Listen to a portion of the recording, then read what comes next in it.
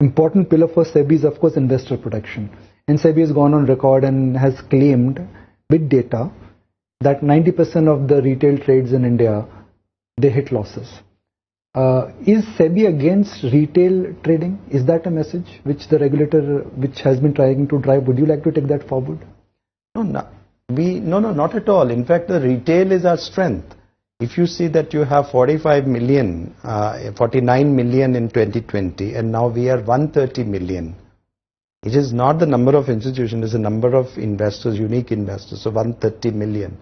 So they've, gone almost, from 49 million to 130 million in 5 years. So these are our strength, and we have got, in fact, in IPO, there is a certain proportion which is reserved for retail. Retail has a window even in OFS. So the retail is a very important story for us. Now, what was the problem areas which you are talking about was a very small part of the F&O market. And that was the index options on the expiry day.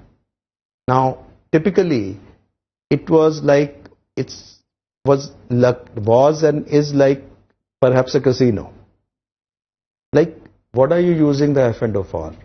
You're using for market depth, for liquidity, for price discovery, for hedging. Now, none of these things are getting served there. If you are going to, take a option on the index 15 minutes before it's like, because there's a very small premium at the time, they're almost there. So therefore, it's like, putting some money in a slot machine.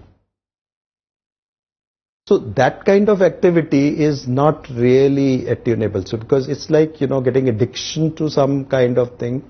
And secondly, it's our also important duty to put out data.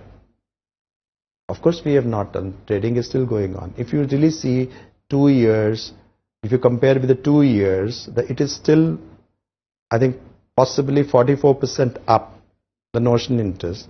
The premium is also up 15%. But if you take a one-day data, of course, it is down by 34% and the premium down by 15% after we took those measures. So we need to have a balance on this. I mean, we have no problem in index stock options, and we don't have problems with futures, and all those things are there. Some problems also are there on systemic basis, which we also discovered while we doing the analysis. And that is all we have put it out in our position paper. We have invited comments. We have received more than 800 comments. And the people have actually commented. We said that whether we should, based on a certain data, we propose certain limits intraday, end of the day. We also propose that there should be delta while calculating, which is a reasonable thing to do, because you can't compare apple with oranges. So in a way, it is a more systemic improvement of that market we are aiming at. Of course, people will say, if they say that, look, these limits are not in thing, we need a greater thing, otherwise, the delivery and the price discovery issue will be lost. So those points we will take it on board, because many of those points have come. But in principle, those things are important. All issues are important. And that position paper was also done with the help of experts. So it was not a unilaterally prepared by. So I think that this has taken a debate forward. We'll take a considered view. The whole precise process by which we brought in the paper and the people are commenting, everyone can comment, and so many comments have come.